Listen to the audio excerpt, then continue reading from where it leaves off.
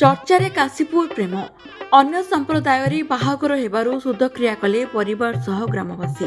ଏଭଳି ଅଭାବନୀୟ ଘଟଣା ସାମ୍ନାକୁ ଆସିଛି ରାୟଗଡ଼ା ଜିଲ୍ଲା କାଶୀପୁର ବ୍ଲକ ବାଇଗଣଗୁଡ଼ା ଗ୍ରାମରେ। କାମ ଦେଉନାହିଁ ଜିଲ୍ଲା ପ୍ରଶାସନର ସଚେତନତା। ଦିନକୁ ଦିନ ଅନ୍ଧବିଶ୍ୱାସ କବଳିତ ହୋଇପଡ଼ିଛି ରାୟଗଡ଼ା ଜିଲ୍ଲା। ଫଳରେ ଅନ୍ଧବିଶ୍ୱାସ କୁପରିଣାମ ଭୋଗୁଛନ୍ତି ନିରୀହ ଆଦିବାସୀ ସମ୍ପ୍ରଦାୟ।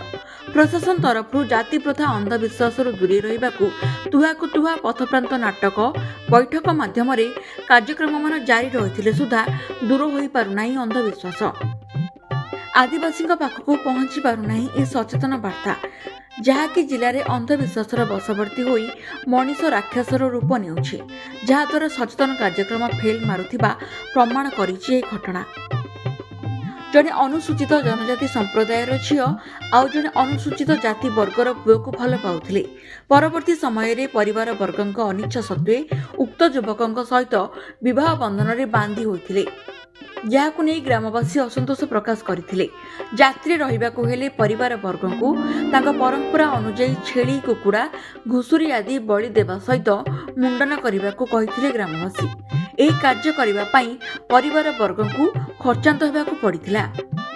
ଗୋଟେପଟେ ଜାତିଆଣ ଭେଦଭାବ ନ ରଖି ସମସ୍ତେ ମିଳିମିଶି ରହିବାକୁ ସଚେତନ ବାର୍ତ୍ତା ଦିଆଯାଉଥିଲେ ମଧ୍ୟ ଆଜି ବି ଜୀବିତ ରହିଛି ପୁରୁଣା ପ୍ରଥା ଓ ପରମ୍ପରା। ତେବେ ଏନେଇ କାଶୀପୁର ବିଡିଓ ବିଜୟ ସ୍ୱୟଂଙ୍କୁ ପଚାରିବାରୁ ସେ କହିଛନ୍ତି ଯେ ଏନେଇ ଖବର ମିଳିବା ପରେ ବ୍ଲକ ମଙ୍ଗଳ ସମ୍ପ୍ରସାରଣ ଅଧିକାରୀଙ୍କୁ ସେଠାକୁ ଯାଇ ଘଟଣାର ତଦନ୍ତ କରିବାକୁ ନିର୍ଦ୍ଦେଶ ଦିଆଯାଇଛି। ତଦନ୍ତ ପରେ ପ୍ରକୃତ ଘଟଣା ଜଣାପଡ଼ିବ ବୋଲି ବିଡିଓ କହିଛନ୍ତି। ରାୟଗଡ଼ାରୁ ରବୀନ୍ଦ୍ର ପାଟଖଣ୍ଡାଳଙ୍କ ରିପୋର୍ଟ, ଓଡ଼ିଶା ସମ୍ବାଦ। Boarding completed. Nurture. Discover. Fly with pride. TSG Gurukul, the ultimate home for your child.